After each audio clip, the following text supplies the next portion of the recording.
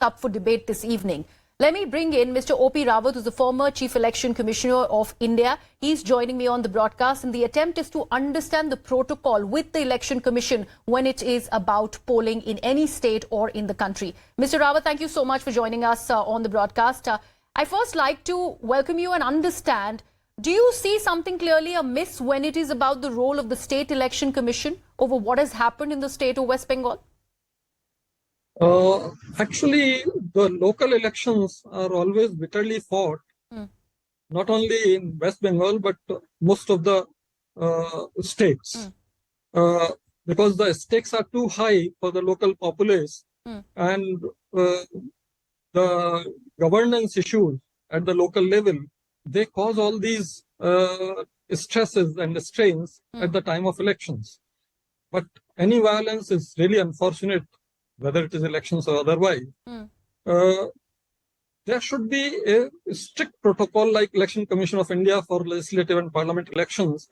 They have a protocol that all sensitive, critical, hypersensitive booths will be identified. The policing arrangements with central paramilitary force will be deployed. Police observers will be deployed. All those arrangements are there, and they have published a manual also on these kind of issues.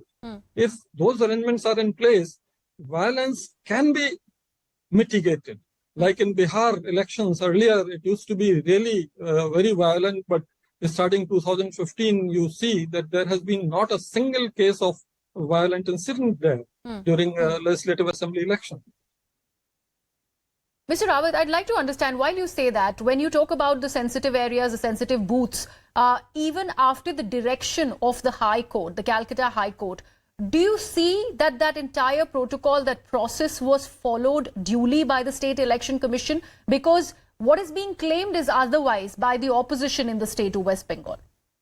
I will not enter into politics because elections have replaced wars and battles for deciding the successor to rule.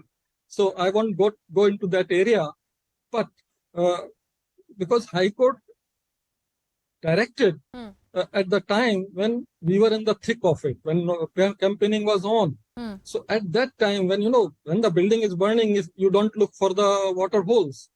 That's the thing. So it has to be done well in advance, plan it, identify the critical, sensitive, hypersensitive booths, and deploy the forces which induce faith and confidence of all stakeholders in the arrangements. And that really prevents the violence. Mr. Rawat, why I asked you that question is because even after the intervention of the court, there was a retaliatory plea that was put forth at the Calcutta High Court because the state government and the State Election Commission were not happy with the order of deployment of central forces in West Bengal. Do you think that also formed as a deterrent, and that's why the violence could not really stop? I won't be able to comment on that. Okay.